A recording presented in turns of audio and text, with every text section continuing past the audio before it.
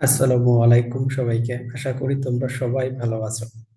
আজ আমরা ইংরাজি গ্রামারে একটি অত্যন্ত গুরুত্বপূর্ণ টপিক নিয়ে আলোচনা করব, যার নাম হচ্ছে রাইট ফ্রম ভার্ব।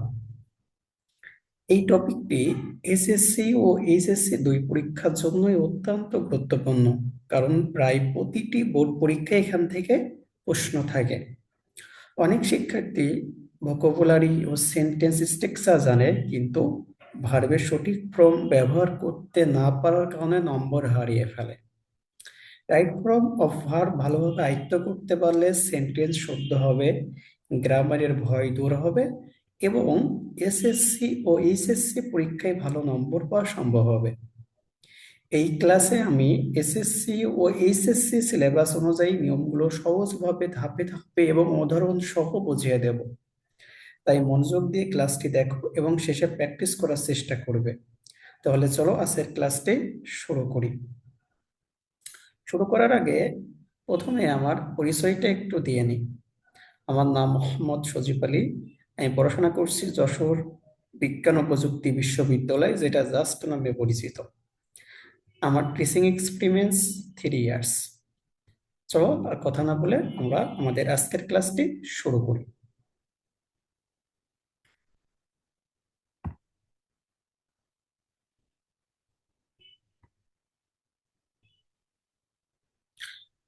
আজকের ক্লাসে দেখো, ফার্স্টে আমরা যে বিষয়টা পড়বো সেটা হচ্ছে ভার্বের ক্লাসিফিকেশন। আমরা আজকে ক্লাসে কি করব? ভার্বের ক্লাসিফিকেশন। এই ভার্বের ক্লাসিফিকেশনের মধ্যে ভার্বকে মেইনলি দুইটা ভাগে ভাগ করা হয়। কয়টা ভাগে? এই দুইটা ভাগে ভার্বটাকে আমাদের ভাগ ভাগ করা হয়।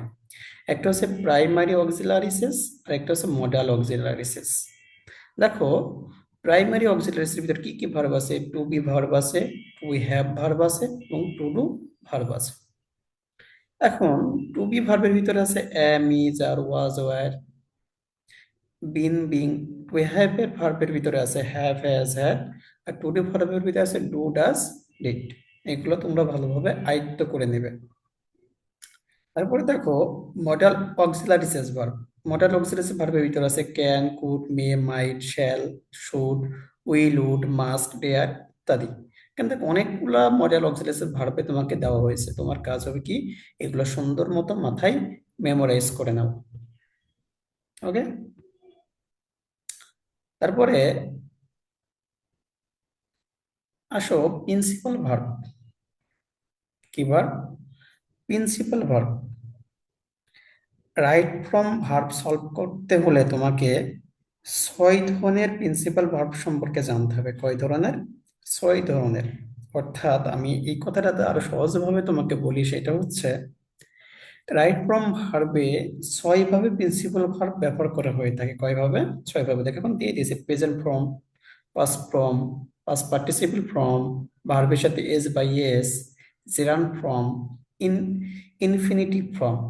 এই 6 ফর্মে প্রিন্সিপাল ভার্ব আমাদের রাইট ফর্ম ভার্বের ভিতরে ব্যবহার করা হয়ে থাকে। প্রেজেন্ট ফর্ম মানে আমরা কি জানি? ভার্বের 1 নম্বর। দেখো তো, ইট, গো, এগুলো তো ভার্বের 1 নম্বর ফর্মেই আছে। তারপর আছে দেখো পাস্ট ফর্ম। পাস্ট মানে কি? ভার্বের 2 নম্বর ফর্ম, যেটাকে আমরা বলি। যেমন দেখো ইট থেকে অ্যাট, গো থেকে ওয়েন্ট। ওকে। আর পাস্ট পার্টিসিপল ফর্ম মানে কি? ভার্বের 3 নম্বর ফর্ম। দেখো অ্যাট থেকে ইটেন, ওয়েন্ট থেকে গন। ওকে। এবার দেখো ভার্বের সাথে এস বা ইএস। আচ্ছা, ভার্বের সাথে কখন এস আর কখন ইএস হবে সেইটা আমরা রুলসে গেলে বিস্তারিত জানবো। তবে আপাতত জেনে রাখো ভার্বের সাথে এস অথবা এস যুক্ত হইতে পারে। ওকে। একটা হচ্ছে জেরান্ড ফর্ম। জেরান্ড ফর্ম মানে কি? ভার্বের সাথে আইএনজি। যদি ভার্বের সাথে আইএনজি যুক্ত হয়ে সেটা সাবজেক্টের কাজ করে। কিসের কাজ করে? সাবজেক্টের কাজ করে, সেটাকে বলা হয় কি? জেরান্ড। ক্লিয়ার? ওকে। যেমন দেখো ইটিং, গোয়িং, এগুলো যদি সাবজেক্টের কাজ করে তোমার, তাহলে এগুলো কি হয়ে যাবে? জেরান্ড হয়ে যাবে। Okay. Infinitive form. Infinitive form মানে কি? To plus verb. একটা কথা মাথায় রাখবা, টু এর পরে যে ভার্বটা থাকবে সেটা হচ্ছে ভার্বের বেস ফর্ম বা ভার্ব 1 নম্বর ফর্মে থাকবে। ওকে। আশা করি তোমরা বুঝতে পেরেছো। আর তোমাদের কোনো কোশ্চেন থাকলে অবশ্যই কমেন্ট বক্সে করবে। আসো, rules of right from verb. আমরা রাইট ফ্রম ভার্বের যে নিয়মগুলো আছে সেগুলো একটু আয়ত্ত করার চেষ্টা করি। তার আগে আমি কিছু কথা বলে নিতে চাই। আমাদের মেইন প্রবলেম হচ্ছে আমরা রুলস পারি, কিন্তু রাইট ফ্রম ভার্বটাকে, ভার্বের রুলস গুলাকে যে অ্যাপ্লিকেশন করতে হবে এগুলো পারি না। আমার রুলস মুখস্থ আছে কিন্তু আমি কোশ্চেন সলভ করতে পারি না। আমাদের মেইন প্রবলেম কিন্তু এই জায়গায়। এই প্রবলেমগুলো যদি সলভ করতে হয় তোমাকে পাঁচটি বিষয় মাথায় রাখতে হবে। কয়টা বিষয় মাথায় রাখতে হবে? পাঁচটি বিষয় মাথায় রাখতে হবে। আমি তোমাকে কিন্তু এখন এক্সাম টিপস দিয়ে দিতেছি, মাথায় রেখো। এক নম্বর কাজ হবে তোমার প্রথমে সম্পূর্ণ প্যাসেজটি পড়ে তা বোঝার চেষ্টা করতে হবে। অর্থাৎ তোমার প্রশ্নে রাইট ফ্রম ভার্বে যে প্যাসেজটা দেওয়া থাকবে সেটাকে তোমাকে খুব ভালোভাবে পড়ে আয়ত্ত করতে হবে। ভালোভাবে পড়ে আয়ত্ত করার পরে তোমার সেকেন্ড কাজ হবে রাইট ফ্রম ভার্বের কোন নিয়মটা তুমি সেখানে প্রয়োগ করতে হবে সেটা বুঝতে হবে। অর্থাৎ একটা কোশ্চেনের কোন রুলসটা প্রয়োগ করবো সেটা বোঝাও কিন্তু ইম্পর্টেন্ট। ওকে। তিন নম্বর কাজ, প্যাসেজটি কোন টেন্স লেখা তা বাইর করতে হবে। অর্থাৎ তোমাকে পরীক্ষায় যে প্যাসেজটা দেওয়া থাকবে রাইট ফ্রম ভার্বের, ওই প্যাসেজটা প্রেজেন্টের কোনো ঘটনা বর্ণনা করছে, নাকি পাস্টের কোনো ঘটনা বর্ণনা করছে, নাকি ফিউচারে কোনো ঘটনা বর্ণনা করছে, তা তোমাকে বাহির করতে হবে। ওকে। চার নম্বর কাজ হচ্ছে কোনো নিয়ম না পারলে সেই টেন্স বা ভার্ব অনুযায়ী উত্তর দিতে হবে। ধরো তোমার নিয়ম মাথায় আসছে না, নিয়ম তুমি প্রয়োগ করতে পারছো না, তোমাকে কি করতে হবে? টেন্স অথবা ভার্ব দেখতে হবে, দেখে সেই অনুযায়ী তোমাকে কি করতে হবে? উত্তর দিতে হবে। ওকে। পাঁচ নম্বর কাজ হচ্ছে বি বি এর পরিবর্তে টেন্স ও সাবজেক্ট অনুযায়ী যে কোনো প্রাইমারি অক্সিলারি ভার্ব ব্যবহার করা যাবে।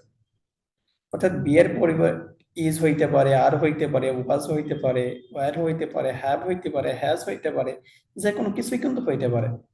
ওকে। সেইটা ডিপেন্ড করবে টেন্স ও সাবজেক্টের উপরে।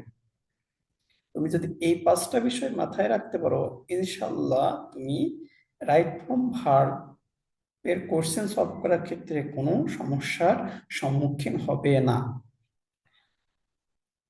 আমরা শুধু রাইট ফ্রম, আমাদের ক্লাসে শুধু রাইট ফ্রম ভার্বের রুলসই পড়াবো না, আমরা এটা কিভাবে প্রয়োগ করতে হয় সেইটাও দেখাবো।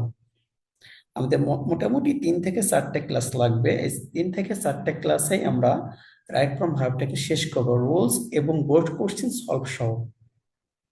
দেখবা তোমাদের গাইড বইতে রাইট ফ্রম ভার্বে 40 থেকে 50টা রুলস আছে, বাট এতগুলো লাগে না। আমি তোমাকে 10 থেকে 12টা রুলস করাবো এবং এইগুলাই পরীক্ষায় আসবে, কম্পেক্ট আকারে পড়াবো। রাইট ফ্রম ভার্বটা তোমরা যে ভয় পেতে, সে ভয়টা আমি কাটাই দেবো ইনশাল্লাহ। চলো চলো, কথা না বলে আমরা আজকের ক্লাসে মূল অংশে শুরু করি। দেখো, rules of right from verb. Rules of right from ভার্বের প্রথম যে রুল সেটা হচ্ছে মডাল ভার্ব রিলেটেড রুল। ওকে। প্রথম যে রুল সেটা হচ্ছে modal modal verb related rule. অর্থাৎ মডাল ভার্বের পরে নিম্নলিখিত কোন ভার্বগুলো বসবে সেটা। দেখো, শুধু তো মডাল ভার্ব থাকে, মডাল ভার্বের পরে যে ভার্বটা হবে সেটা হচ্ছে ভার্বের 1 নম্বর ফর্ম, অর্থাৎ ভার্বের বেস ফর্ম। দেখো, এক্সাম্পলে দেওয়া আছে he can do the work. He can do the work.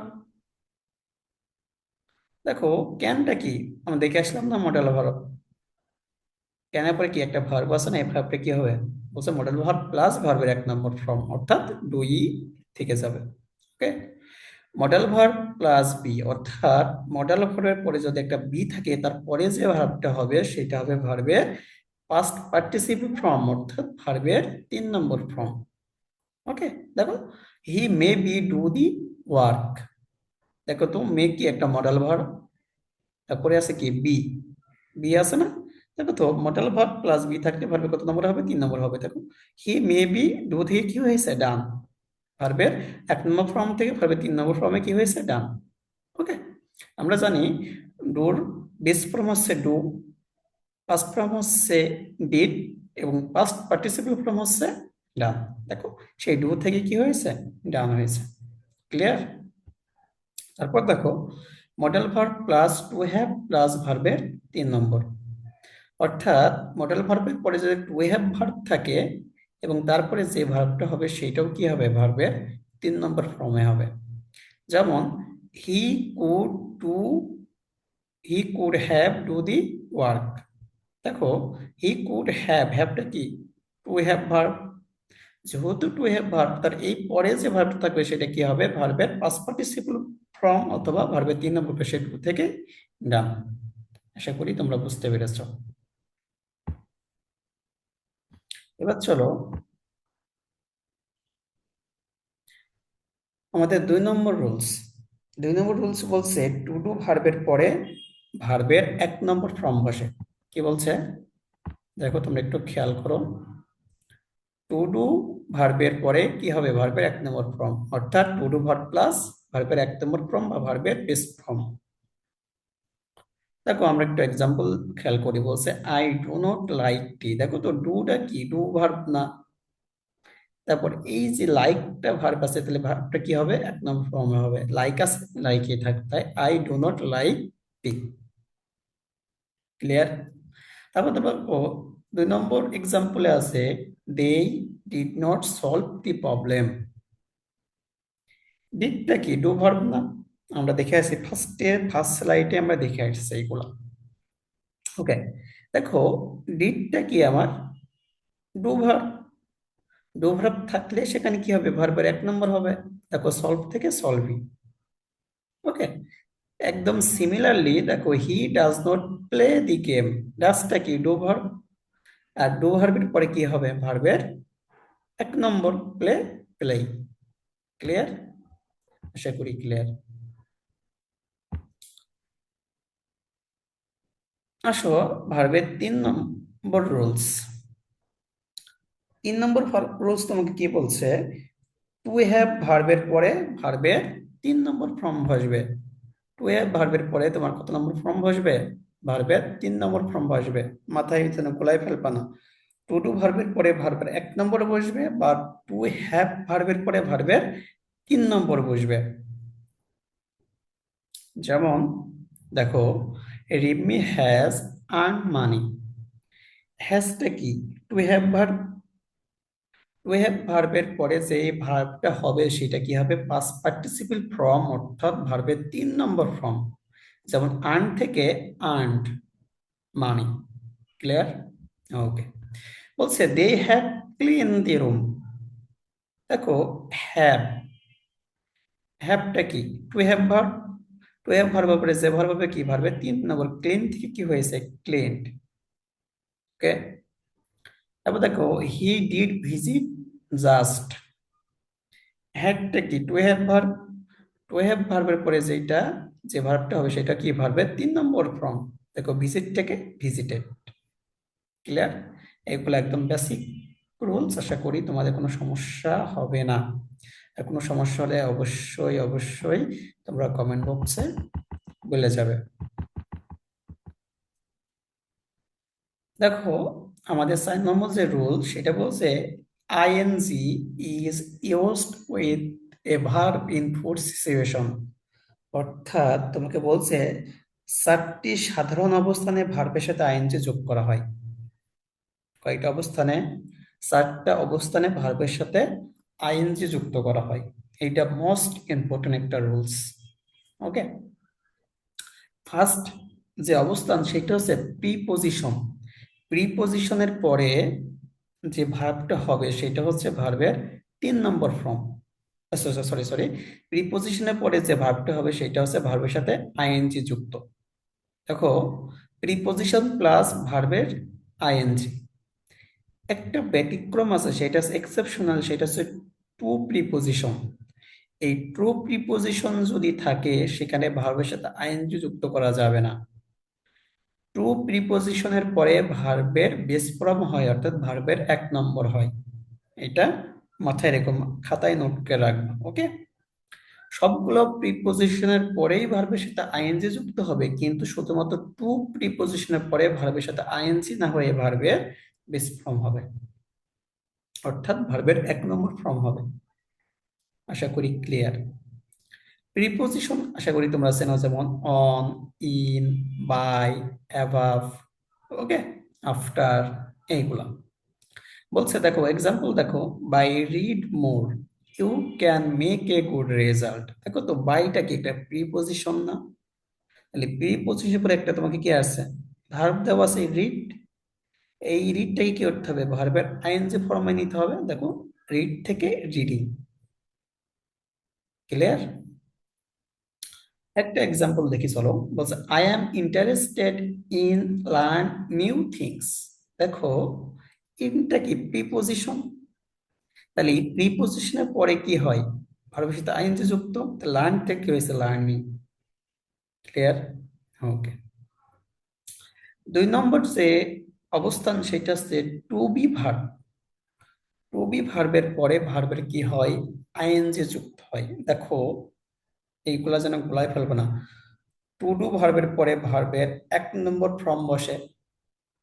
To have ভার্বের পরে ভার্বের 3 নম্বর ফর্ম বসে। বাট টু বি ভার্বের পরে ভার্বের সাথে আইএনজি যুক্ত হয়। ওকে।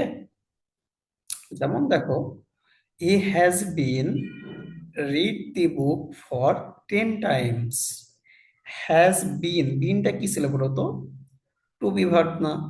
তাহলে টু বি ভার্বের পরে কি ব্যবহার করবো আমরা, ভার্বের আইএনজি। দেখো রিড থেকে রিডিং, রিড থেকে রিডিং। ক্লিয়ার? ওকে। এরপরে আসো, বলছে দে ওয়ারি প্লে ফুটবল। ওয়ারিটা কি ছিল আমার, ওয়ার টু বি ভার্ব ছিল। তাহলে প্লেটা কি হবে, প্লেইং। ওকে। ওকে। 3 নম্বর যে অবস্থান সেইটা হচ্ছে কিছু ওয়ার্ড আছে যেগুলোর পরে কি হবে আমার, ভার্বের সাথে আইএনজি যুক্ত হবে। এগুলো মুখস্থ রাখতে হবে। দেখো with a view to, look forward to, get use to, accustom to, prevent from, can not help, object two.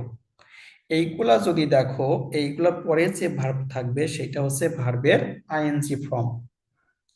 দেখো example, he goes to college with a view to admit university.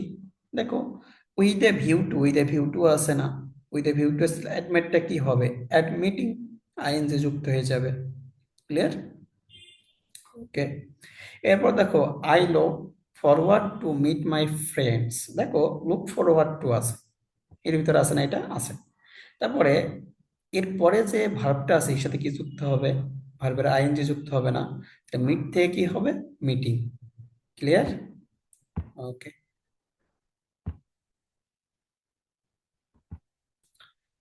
দেখো আজকের ক্লাসের শেষ রুলস।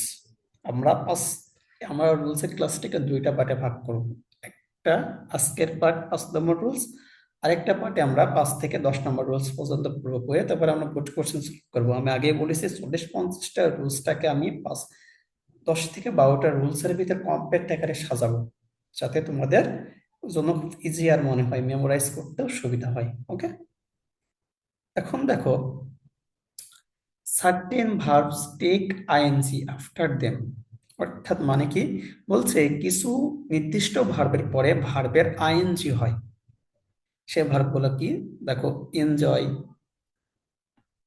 সে ভার্বগুলো দেখো enjoy, finish, avoid, mind, suggest, admit, deny, imagine, give up, miss, practice, escape, dislike. এই ভার্বগুলো যদি দেখো, তাহলে এই ভার্বগুলোর পরে কি হবে, ভার্বের আইএনজি ফর্ম হবে। চলো এক্সাম্পল আমরা একটু দেখি। বলছে he admitted steal the necklace. দেখো অ্যাডমিট এর ভিতরে আছে কি, দেখো তো আছে অ্যাডমিট। অ্যাডমিটেড পরে কি হবে, আইএনজি ফর্ম, তার মানে কি স্পেলিং। কথা কি ক্লিয়ার? ওকে। দেখো সিম্পল সেন্টেন্স, এটা তোমরা একটু বিস্তারিত খাতায় নোট লিখতে পারো। এই বিষয়টা এরকম, সিম্পল সেন্টেন্সে দুটি ভার্ব একসাথে হলে মেইন ভার্ব ছাড়া অন্য ভার্বের সাথে আইএনজি হয়। আমি কথাটা একবার রিপিট করছি।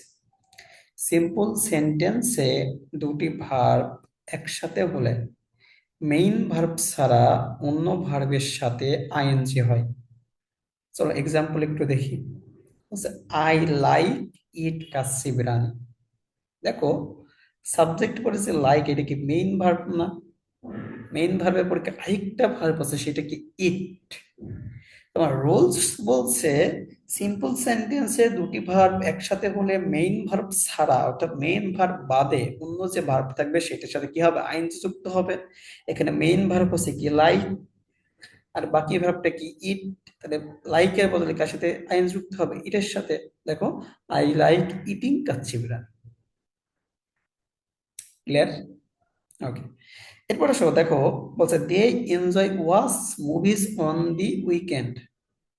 দেখো, এনজয় কি একটা ভার্ব, দে সাবজেক্ট, এনজয় একটা ভার্ব, এটা হচ্ছে মেইন ভার্ব। মেইন ভার্বের পরে দেখো আরেকটা ভার্ব আছে, সেটা কি ওয়াচ। তার মানে দেখো, মেইন ভার্বের পর একটা ভার্ব যদি থাকে ওয়াচ, সেটার সাথে কি যুক্ত হবে, আইএনজি যুক্ত হবে। বলছে they enjoy watching movies on the weekend. দেখো, ওয়াচ থেকে ওয়াচিং, ওয়াচ থেকে ওয়াচিং। ক্লিয়ার? ওকে, তোমাদের যদি এই রিলেটেড কোনো কোশ্চেন থাকে, অবশ্যই অবশ্যই আমাকে জিজ্ঞেস করবা, এবং কমেন্ট বক্সে অবশ্যই কমেন্ট করবা। এবং চলো পরবর্তীতে।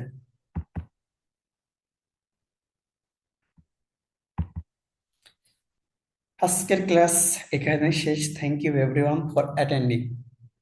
আজকের ক্লাসে আমার সাথে থাকার জন্য তোমাদের সবাইকে অনেক অনেক ধন্যবাদ। দেখো, টুডে উই লার্ন, অর্থাৎ আজকের ক্লাস থেকে আমরা কি শিখলাম? Rules of right from verb, অর্থাৎ রাইট ফ্রম ভার্বের কিছু নিয়ম শিখলাম। তারপর কি শিখলাম, এক্সাম টিপস, তুমি রাইট ফ্রম ভার্বটাকে কিভাবে পরীক্ষায় ভালো করবে, কিভাবে ভালোভাবে অ্যান্সার করবে, সেটাও আমি তোমাকে কিছু টিপস দিয়েছি। ওকে। দেখো, নেক্সট ক্লাস রাইট ফ্রম ভার্বের পরেও হবে, সেটা হচ্ছে পার্ট 2। অর্থাৎ আমরা আজকে লেকচারে রাইট ফ্রম ভার্বের 1 থেকে 5 নম্বর লেকচার, সরি, 1 থেকে 5 নম্বর রুলস পড়লাম। পরবর্তী যে লেকচার, সেখানে 6 থেকে 10 অথবা 12টা রুলস আমরা পড়বো। ওকে। ওকে, সবাইকে ধন্যবাদ, দেখা হচ্ছে পরবর্তী ক্লাসে। ততক্ষণ পর্যন্ত সবাই ভালো থাকবা, সুস্থ থাকবা। আল্লাহ হাফেজ।